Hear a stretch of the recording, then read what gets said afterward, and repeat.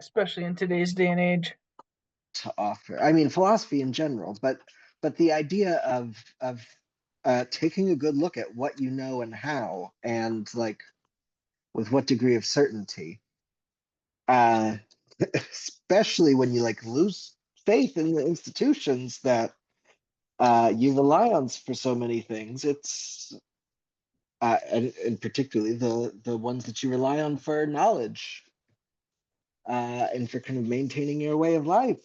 You gotta be able to see these things for yourself to some extent, and you gotta understand who you are and what you're capable of.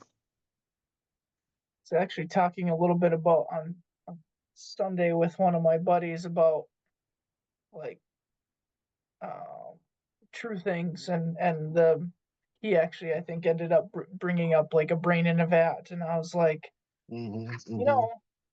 know, as long as you're thinking, you're something, right? Hmm. It's funny we Yeah. ended up talking a little bit about how like absent some sort of negation, right? Your senses bring you some sort of justification. So Right. and I feel Yeah. like and I feel like I've never really loved that brain in a vat because I feel like it always seems to be brought up in such bad faith. Like I've never really met someone. I'm sure they exist, but I've never really met someone who brought the brain in a vat who actually thinks we're all just a brain in a vat. Right. It At always least in seems like Descartes' version of it, it's very clear we want to argue, like, to what extent are we not brains in vats, right? yeah. To what extent do we know that we're kind of exempt from that? Did you get into these readings much? Yes. Admittedly, I feel like um I felt like some of it went over my head because it felt like a lot of with Descartes when he was saying like the body is separate from the mind, but actually it's not. And so I was a little bit kind of he was like felt like he was going back and forth a little bit. Yeah. Elizabeth definitely is right to push and to keep pushing. And yeah. All right. Thank y'all for joining us. Let's get started. We've got two texts. I mean, how does one distinguish even? But we've got two texts to discuss. One is an exchange between Elizabeth and Descartes about the connection between mind and body. And the other, although I posted late, I don't know if you had time to look at very much, a selection from Margaret Cavendish's Philosophical Letters, where she first lays out some general views of hers and then gives some critique of Descartes. So those are the two texts. We'll start jumping into the correspondence between Descartes and Elisabeth. We've got, starting with Elisabeth, two exchanges and then Elisabeth's final kind of response. It goes further than that. They have more conversations about ethics and interesting stuff, but we'll confine ourselves to these exchanges here. Okay, so Elizabeth raises what Descartes acknowledges to be the key question, right? The exact right question that one should come with at the end of the meditations. And that is, you've shown us that the essence of the mind is to be a thinking thing, and the essence of the body is to be an extended thing, right? Three dimensionality, motion, rest. And that they are really distinct. That is, one can exist without the other, and the other can exist without the one. So Elizabeth asks, how can the mind move the body? And how can what's happening in the body cause things in the mind? If the mind is unextended and the body is extended, I don't see how the mind can be pushing and pulling, or how the body can be, communicating to the mind. How could that be? So that's the question. that she raises. And well, Descartes has some things to say. And then in response to the things that Descartes says, Elisabeth asks the same question, more or less, but a little more forcefully, because as much as Descartes seems to be saying the things Descartes should say, seems to be saying the things Descartes can say, it just feels unsatisfactory. All right, so Matt, Joseph, do you have first impressions that you want to share at all, or questions right off the bat about what's going on in this text, or should we just get into what Descartes has to say?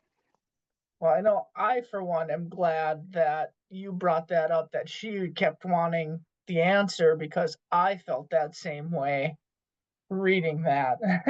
Yeah, yeah, like it's kind of a non-answer. Or worse, maybe it's like mm, explaining things through ignorance. Is ultimately, I think, where she gets to, where her second response is actually more than just repeating. It's like actually understanding correctly what you're saying. You don't understand. She says you're violating your own rule, but we'll get there. We'll get there. Cool. Yeah, All right. So it seems like look, either Descartes is really smart and he's explaining these ideas and these concepts that are just really hard to understand and the best he can do, or he's also alternatively just explaining them really poorly. And yeah, we're just maybe his ideas just aren't as grand as perhaps he once thought. yeah. Well, there are some clever things in Descartes' response. The thing he says about weight. Oh, I shouldn't bring that up. I shouldn't bring that up. Okay. The thing he says about weight in the body. It's confusing. He's using an analogy that it's bad, uh, but it's also there's something really clever and subtle about it that I really enjoy. I don't know. Okay, but let's jump into the first thing. The answer, and the answer that he comes back to in his second response is that we have to conceive of the soul and of the body and of the union of soul and body all independently. These are three primitive notions. When we understand thought, right, primitive notion, when we think of the mind, we're thinking of a thinking thing, and thinking of the mind separately like this has nothing to do with body. Our understanding of the body, we come to thinking about the ideas of extension. We think about and so pure understanding and added imagination. We kind of picture these geometric figures, and we understand very clearly the nature of extension, the idea of extension, and and we understand body that way without any reference to mind. And so when we understand the mind body union, we have to take that as a third thing that we understand. And this sounds weird and bad. It sounds weird and bad. And I think it's more weird and less bad than it sounds, but it's not great.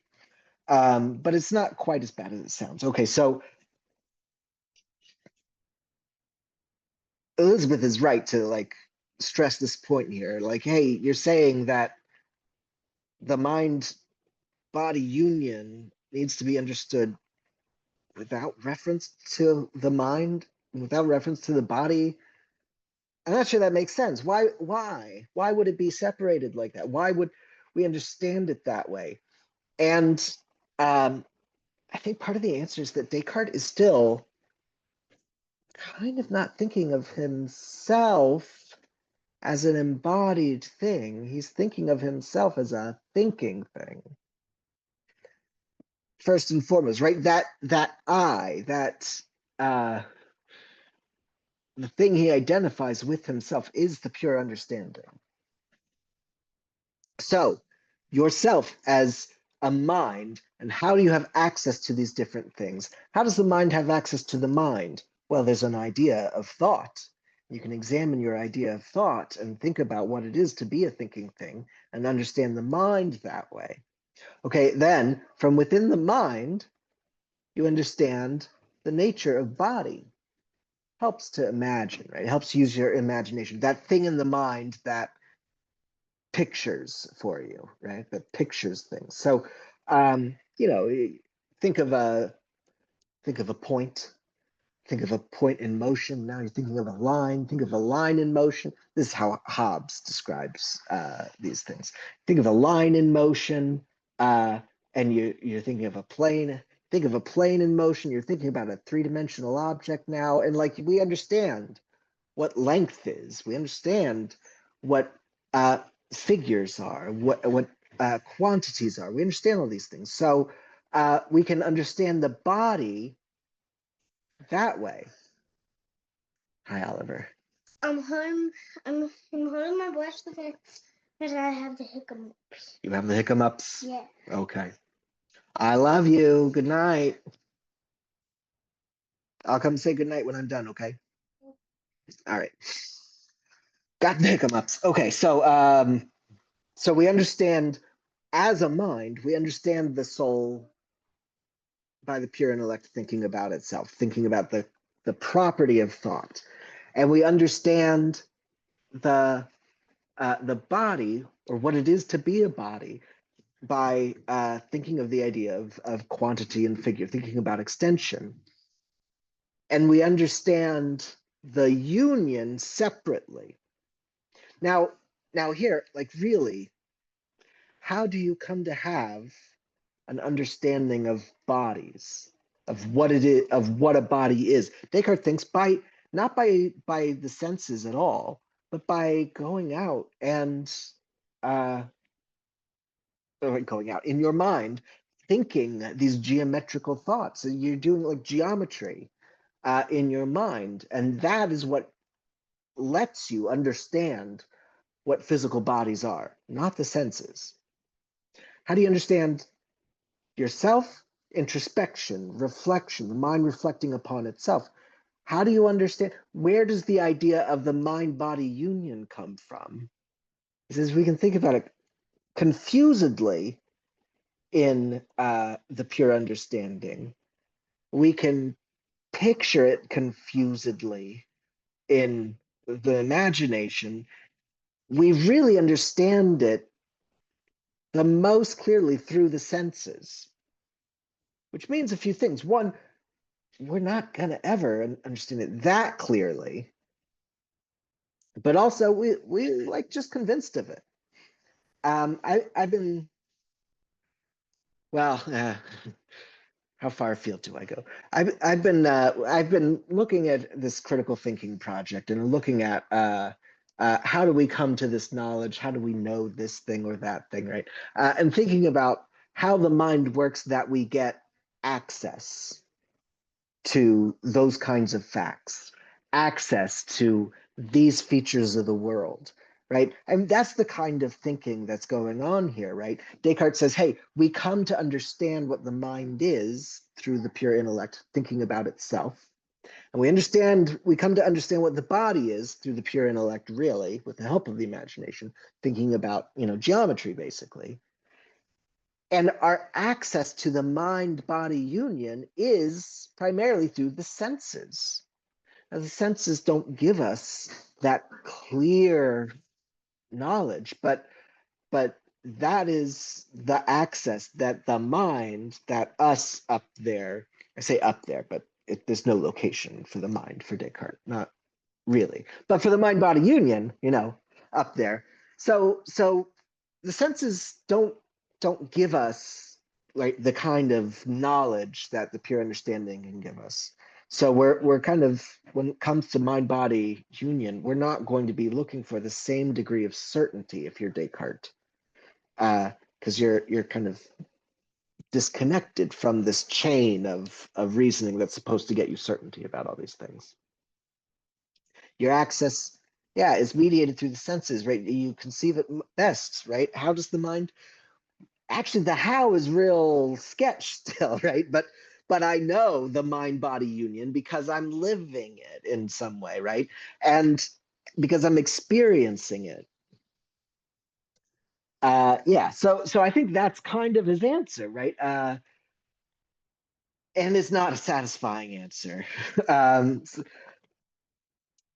second part of it in the first letter is this thing about weight. He says, look, we don't really have a hard time conceiving the mind-body union. We don't really have a hard time thinking about the way the mind moves the body, because it's just like the way Aristotle thinks of weight as a property or a quality existing in bodies and then causing them to move. Now, this is a little awkward because the whole point of the meditations is to like overthrow this aspect of Aristotle. Let's not think about these metaphysical qualities inhering in matter. But that's the idea, right? Weight is the property in the book by which it desires to be at the center of the earth. Well, is weight extension? No, weight is not extension. It's a property of this extended thing, right? But this is the Aristotelian view that Descartes like getting rid of. Descartes thinks that things move down because of uh, um, swirls of matter and centripetal and centrifugal forces and this sort of stuff. But it's ultimately like fluid mechanics, if that's even such a thing. I mean, of course, it's yeah. Anyway, so so Descartes doesn't think weight actually works that way, but he thinks it makes a good analogy to how the mind exists in the body as, you know, moving with it and all of that, which is, it still feels like a bit of a non-answer. And it still feels weird that we're not using any of the stuff Descartes tells us about the mind or any of the stuff Descartes tells us about the body to understand the mind-body union. That feels like a mistake.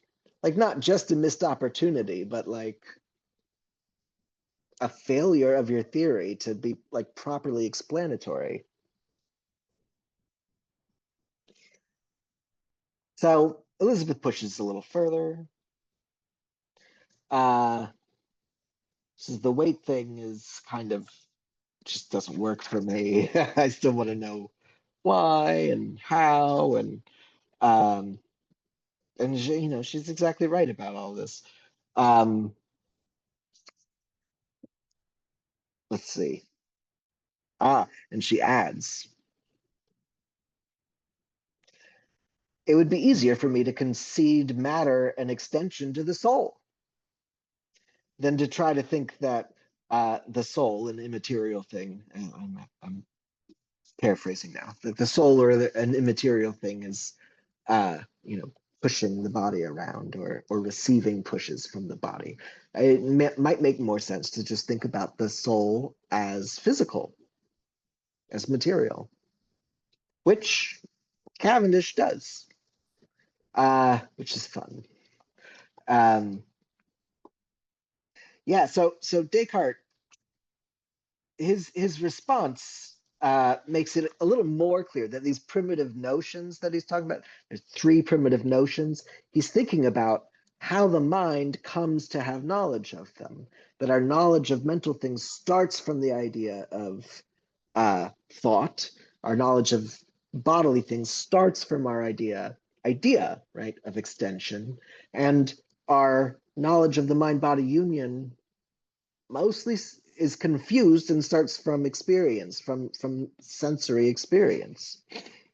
I mean, I think that route of really paying careful attention to like whereby we receive this knowledge keeps the domains separate in a way where it might feel like, oh yeah, you don't really have to explain how mind body interact, because our knowledge of that like just is of a different kind, of a different source.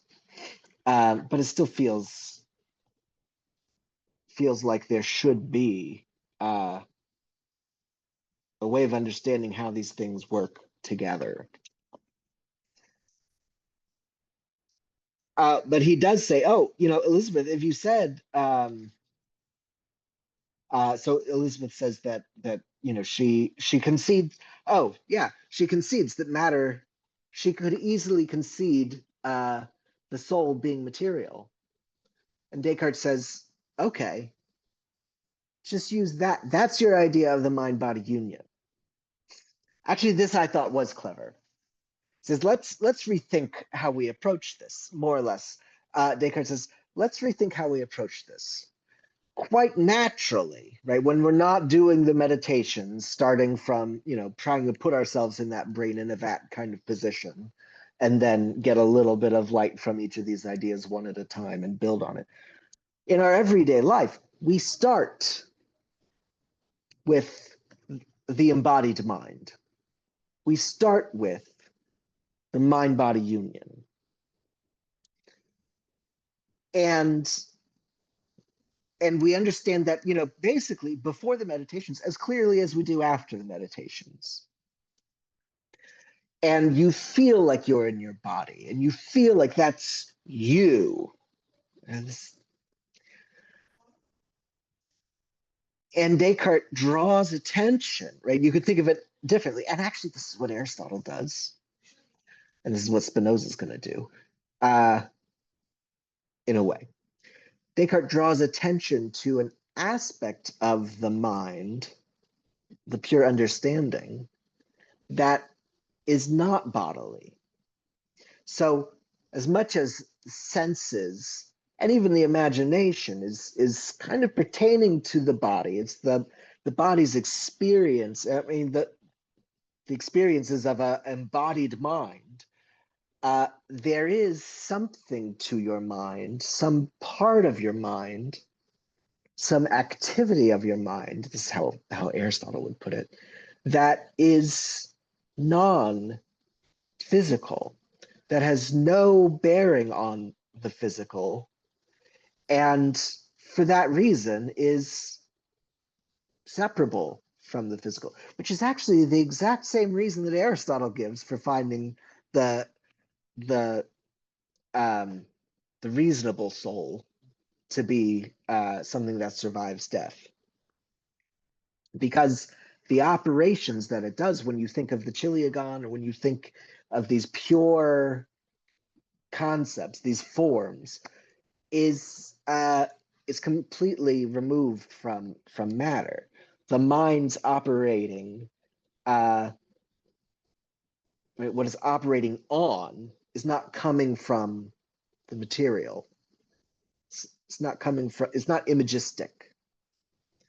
Um, Cavendish thinks that all of our thinking is imagistic in a way, which is an interesting claim, actually. Really, really, really odd claim, but it makes sense of someone wanting to have a material mind, to have it be imagistic. Images out there causing images in there. Anyway,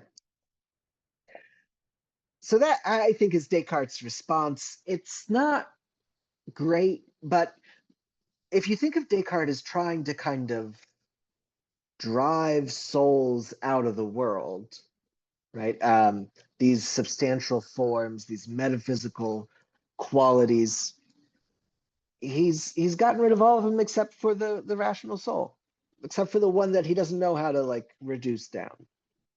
So in that regard, you could say, oh, he's disenchanted all the bodies in the world except for human bodies that he didn't know how to disenchant, how to mechanize. But that's also, where Aristotle sees, not that like the persistence of the soul after death is like the end all be all of something that like our philosophy has to provide for us. But that is where Aristotle finds the like life after death of a kind, in that faculty of the soul to do thinking that seems to be unrelated to images and to things, to the physical world. But Elizabeth's response ultimately is, hey, but if you don't understand the mind body union, then how do you know that you're understanding the mind properly or the body properly if you can't really make sense of their interaction? Then maybe we don't, it calls into question the results that you have reached, which, fair.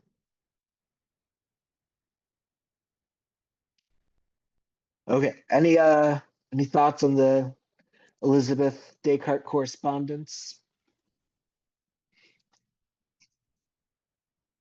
Or want to, the Cavendish is it's a handful, but anything particularly exciting from there? I think, at least for me, I guess I don't particularly know, I guess, where, the separation between body and mind, but I think with Descartes, I don't know if I fully believe that it's as separate as he does. So maybe I just have a hard time like tracking what he's trying to say. Yeah. Yeah. I think I find the exercise of I don't know, almost even thinking of the mind as just this darkness, right? Like the meditate, like after meditation one, like you've doubted everything. What you know is like down to nothing, and then think about where does the light come in, right? Where does the access come from? Um, and before you understand, I mean, without understanding uh, the biology of perception and even the neuroscience of perception, it is tough to see that light coming first, really from light. I mean, really from experience. Uh, kids distracting. Anyway, so to turn the attention to what we can know separate from the senses first, and think about uh, any knowledge that we gather, for one thing, especially knowledge of existences. I mean, I think that's huge. Uh, but then thinking about how the mind is operating such that we get, purchase on uh, some understanding that we're seeking, and what that operation consists of, and how it helps us through the world. I think it's a huge project, and it's something that really uh, the 17th century Europe and 18th century, they do it really well, um, in lots of different ways. But but Descartes, I mean, the thing that like maybe the thing that has Descartes like father of modern philosophy, right? As bringing in something new, and he's of course not the only one doing this at the time. But Descartes is paying attention to method. He's building a body of knowledge instead of like a world in a way. Um, I mean, he does end up building a world up, but it's still like a world in his mind. And then, which aspects of this world in my mind must the world be like? I don't know this chair in front of me so clearly because the chair exists. I know it so clearly because I have the idea of the chair in my mind, right? Like, I mean, it seems like it's because of light hitting my eye and stuff, but I have this idea of my chair in my mind. How did it get there? And what do I really know about the chair? Well, I really know its extension. I see it, and it's a yellow chair made of wood, but the yellow and the stripes, those actually aren't features of the chair itself. It's a feature of the chair as it is in my mind.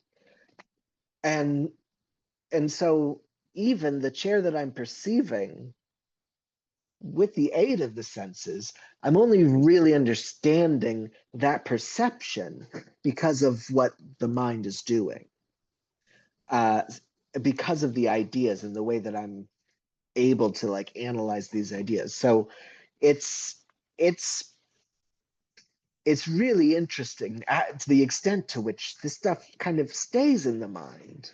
You think, how did it get in there, and how does it represent that? Now, some people say that representational epistemology is a big problem, and that's like the source of skepticism, because now Descartes doubled the world, and we get to ask, what if the world in my mind is different from the world outside of my mind? And then there's always that risk of finding yourself the brain in the vat or something.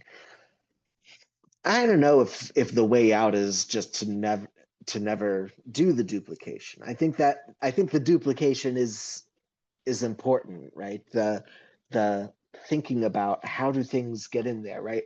How do I get knowledge of these things? Uh, and using that to understand the degree to which you have certainty, the degree to which you need to continuously revise, the degree to which you're dealing with like probabilities and I don't I mean, and even in today's world, scrolling through TikTok, and you're like, oh, this bold piece of news, is this a deep fake? Is What is my access to these things? Like even not trusting your senses. It's interesting, right? So people who don't go through the world with kind of degrees of clarity in their beliefs or degrees of confidence in their belief. People who go through life with their beliefs being all or nothing, uh, they're missing everything, I think.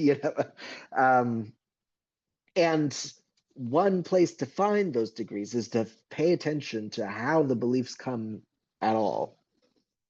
The exercise of seeing what's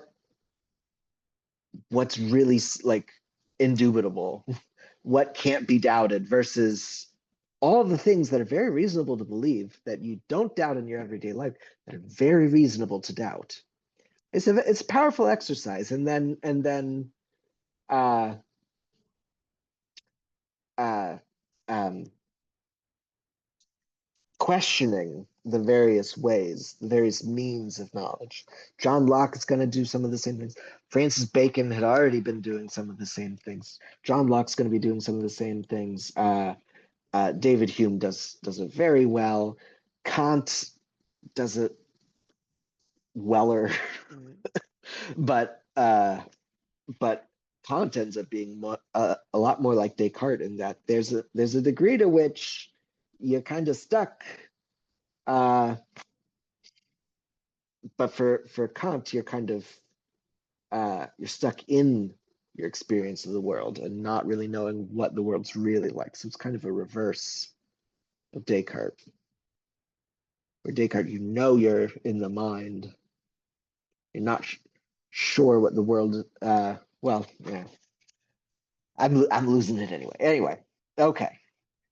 So So I yeah. was wondering if you could enlighten us. Is it Descartes' desire that people go through these meditations and like do the doubting, or is he just doing this and happens to have written it down and now we're just kind of learning what his experience is? Okay. There's a bit of a mix of the two. There really seems to have been a couple occasions where he like sets out to really doubt, and there's this story of this being in the stove heated room and having visions of or having dreams that tell him about the unity of all knowledge, and also one that involves uh, a person walking by in a coat and hat, but it turns out it's not a person in a coat and hat. It's like uh, I don't know, people pretending to be, or monkeys pretending to be in a coat and hat. I don't know.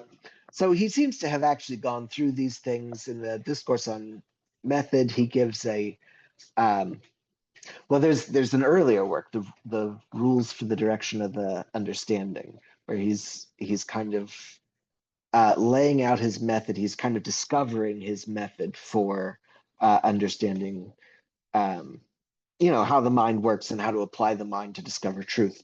Uh, then he's got a treatise on light, or the world, Le Monde, mixed paired with a treatise on man, L'Homme, where he starts giving his kind of mechanistic understanding of how the natural world works, and how the human body works. No soul involved. He just wants to know about how the body works, um, what it does without the soul. Uh, then he does discourse on method that kind of presents these things. The others weren't really presented. The discourse on method is published. Um, it's even published first in French, which is a kind of a novel thing. And maybe the reason he publishes in French is so he can reach a broader audience, including very intelligent women, mostly noble women still, uh, but still, education is still being uh, what's the word we should use for that? Segregated. How about withheld is a good one. Yeah, so some noble women are getting educations to the extent that they're interested in these things, but it's rare. Um, yeah, so the meditations, yeah, Descartes, he's walking people through, right? I mean, the first meditation, the doubt, I love the image of the doubt acting as a bulldozer to clear away our preconceived beliefs about what the world is like, and then slowly giving you, a thread to follow. Um, but to Elisabeth, he says, well, we can't be doing that all the time. We can't be in the meditations all the time. Can't be exercising the pure understanding all the time. We gotta just live most of our life in autopilot or whatever, right? We've got to live most of our life just in the senses, feeding ourselves, cleaning things. I should clean things, but yeah, we got to be in the body most of the time. So yeah, that's interesting. And is it Descartes' desire that we know why we believe what we believe? Because I feel like I keep having the thought, like, for instance, when I see someone getting punched in the face, I feel like I know that's wrong. But if someone really pressed, I don't know if I could give a really good answer for why. So is it his Hmm. desire that we sit down and figure out why, or just like figure out that we can, Yeah, you that's a know, good question.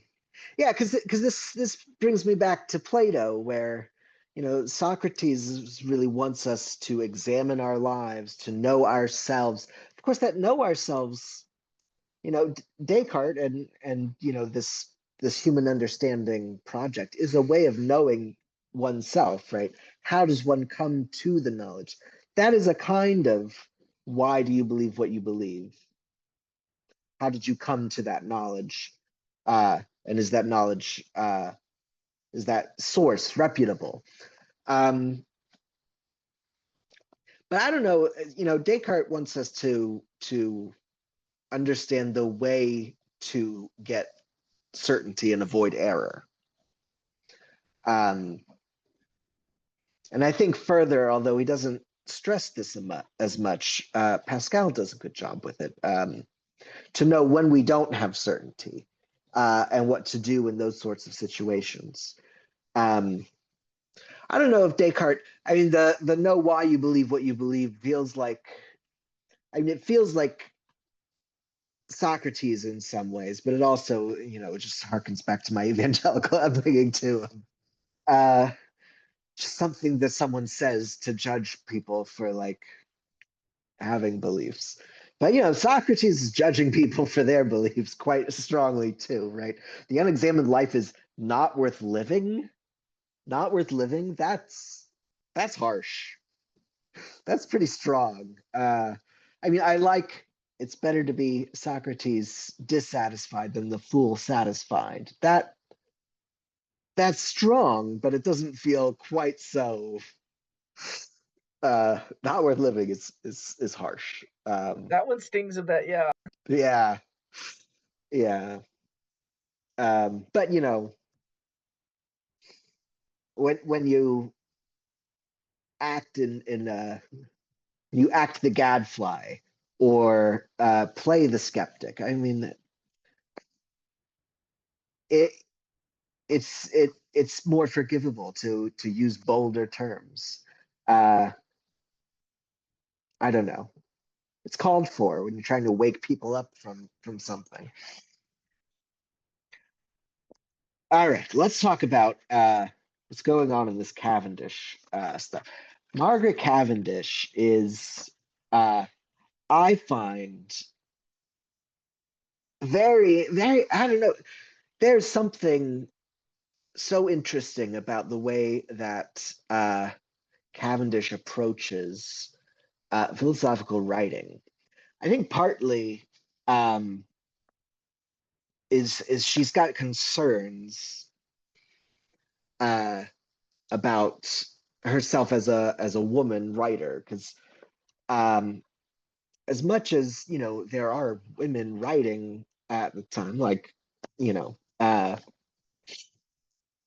she's publishing, right?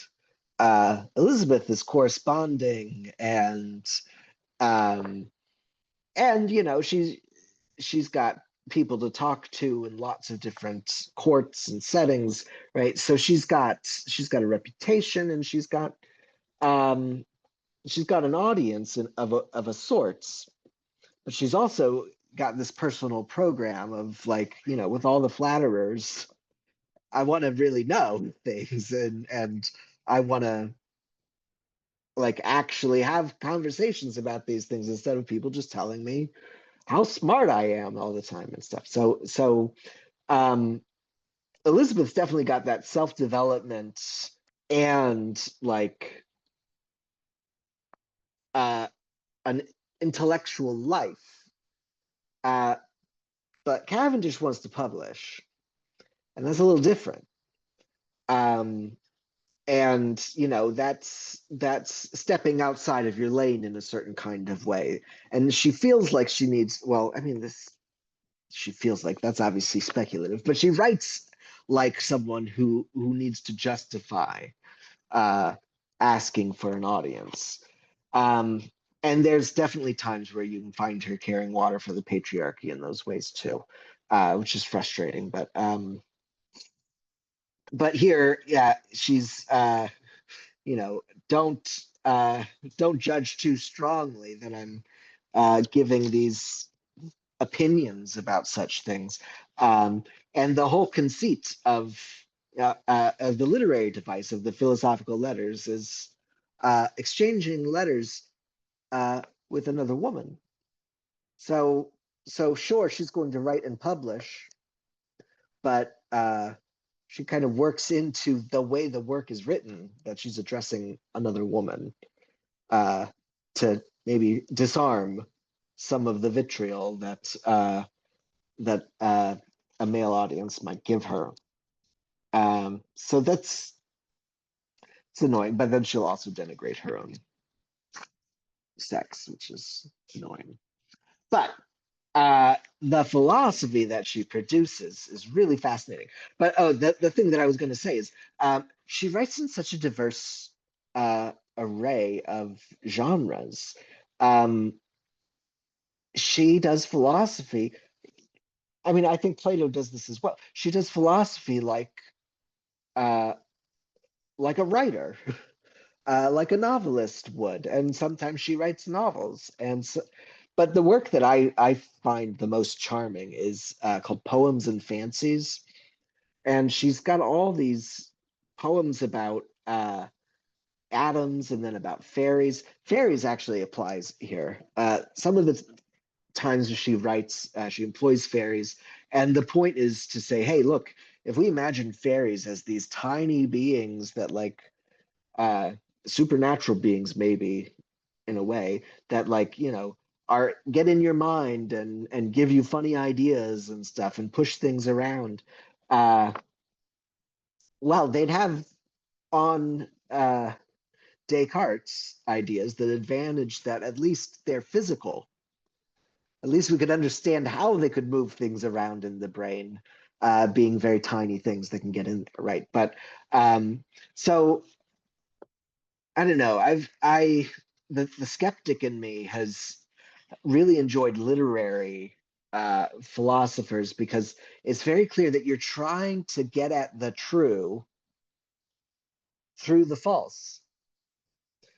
Like the best bet we can. I mean, the best we can do is take a look uh,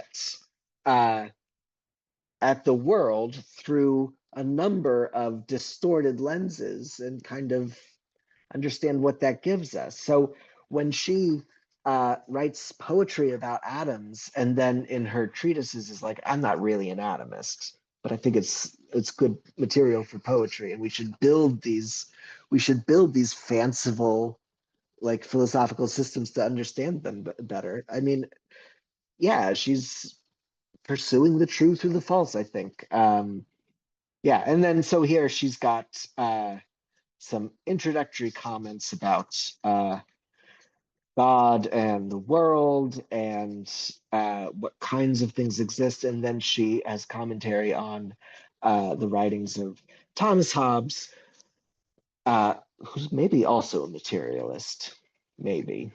And then Descartes, we read together, and more. And then, I think also Van Helmont, the alchemist. Which is, I don't know, something to talk about another time, perhaps.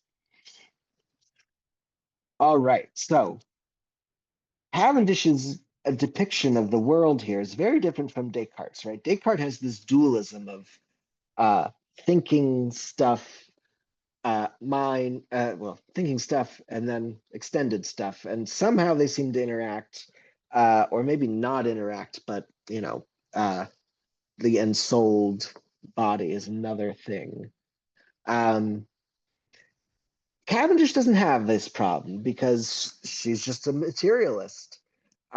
Sure, I'm not entirely sure how thoughts are material, how the soul is material, but they exist, and to be is to be a material thing. So, why introduce an immaterial thing where I have no idea of that? Why introduce a material thing when that's only going to cause problems in understanding the material world around us?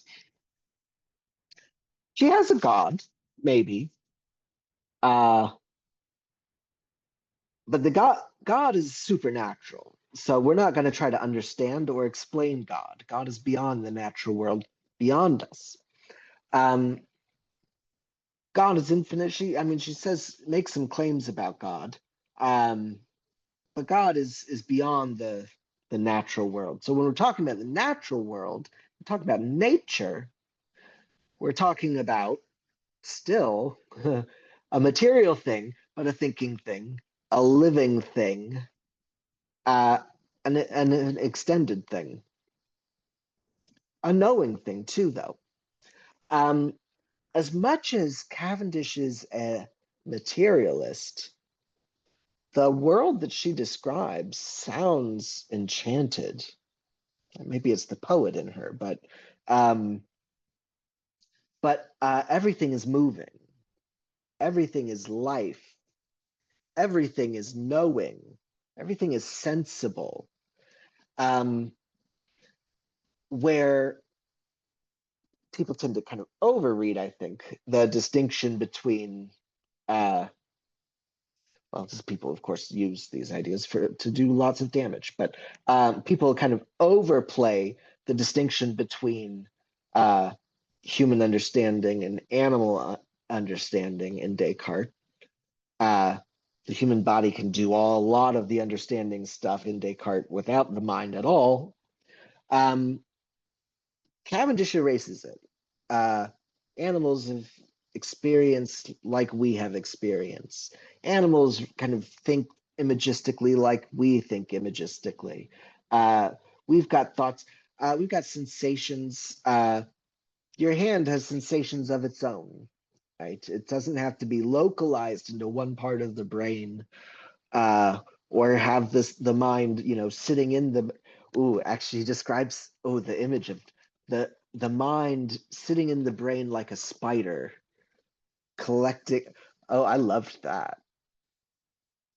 Cavendish describes Descartes' view as the mind sitting in the middle of the brain, like the spider sits in the middle of the web, collecting the vibrations from throughout the body. And Cavendish thinks that this is silly. And instead, we should understand that the whole of the material world is a living, knowing, breathing, interconnected thing. Yeah, When she breathing says maybe is. when she says everything, does she mean that hyperbolically, or does she literally mean everything? Oh, I think it's everything. I think there's a kind of monism here where uh, the division between one thing and another is a bit artificial, um, because ultimately, uh, well, it's maybe is the division is artificial, or that there is kind of an organic whole to the natural world. So there's an interconnectedness and an organization to it that kind of brings things together. So, like, I don't know, a human body has various organs, even that you can distinguish, right? A lung is not a heart, uh, but you can't really, where does the one end and the other begin, right? Any kind of strict division that we're going to make is going to be slightly artificial. What Cavendish thinks of nature, I mean, it's really kind of a mother nature kind of thing. The whole of the natural world is like one body, like one human body that's got there's different structures in different places, but it's got a central organization and a central kind of knowledge to it even. So yeah, as much as Cavendish is a materialist, that doesn't mean that it's like, oh, we're even more scientific here. Like, actually, to the extent that there's a science at this time, right? I mean, it'll be more of the Descartes kind of stuff. Descartes is kind of an early scientist here, and he does. Anyway, um, Newton, who we certainly think of as a scientist, is definitely more following in Descartes' footsteps than following the footsteps of someone like Cavendish. Cavendish is seeing the world as full of life. I mean, this is science too, right? But Cavendish sees the world as full of life. Right? Matter isn't. I don't know. So much of science goes the kind of physics realm. where we're trying to mathematize forces, and we're trying to but Cavendish is I don't know, maybe thinking science in the more kind of biological ideas, right? We're trying to see the economy of the different parts and how they work together, but to work together they've all got to be kind of the same sort of stuff. The divisions between them, like, you know, they're not the stark divisions that Descartes is going to want to draw between the mind and body, but it's all one sort of thing. Bodies have thoughts, bodies have sensations. I scratch myself when I say that to indicate, you know, the sensation, the experience in the hand. Descartes says, no, pain is not in the hand. Pain is a sensation. It's an idea. It exists in the mind. The hand certainly exists as an extended thing, as a thing that takes up space.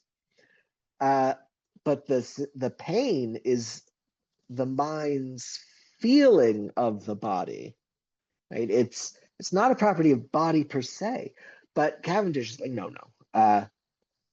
Clearly, the world is an organized place. And so nature, right? Nature is doing this job, not God. God, right?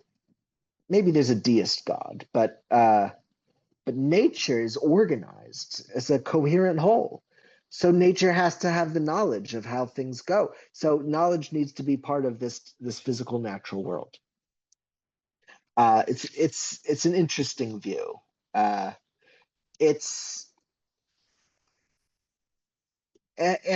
She's not alone in having this. This is not an unusual view in the 17th century.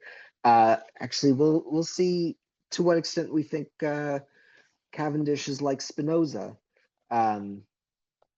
Spinoza has a sharper distinction between soul and, well, between thought and extension. So Spinoza is definitely more of a Cartesian in that sense, but he's also a monist of another kind. So I don't know, it gets complicated. But then there's also people like Anne Conway. Oh, this was on the syllabus. I hate to skip it. Anne Conway is a vitalist of the kind, and I think Leibniz, in a lot of ways, is also finding life everywhere. But Leibniz is going to be more mental and a little less physical. Anyway, there's more we could say about Cavendish, of course, but is there anything else that you wanted to ask about, or? No, I feel like if I remember right, I was fairly tired when I read. Right. So yeah, it Yeah. kind of answered the questions I had anyway. Awesome. Well, thanks for hanging out with me again and for reading some weird texts this week. I'm looking Always forward to fun. getting into the Spinoza. Spinoza, first we're going to read some of his book about the Bible, which is quite a controversial, radical book. There's Stephen Nava wrote a book about that called The Book Forged in Hell, because that was the reputation that this book gets in Spinoza's lifetime. And then we'll transition into reading the ethics that he wouldn't even publish in his lifetime. Yeah. All right. Well, thanks for Well, have having a us. lovely evening. Thanks for coming again. Thanks for making it happen. And I hope this is a good experience for us all. I know I'm having fun. I love being here. So thanks again. All right. Yeah, See bye. you later.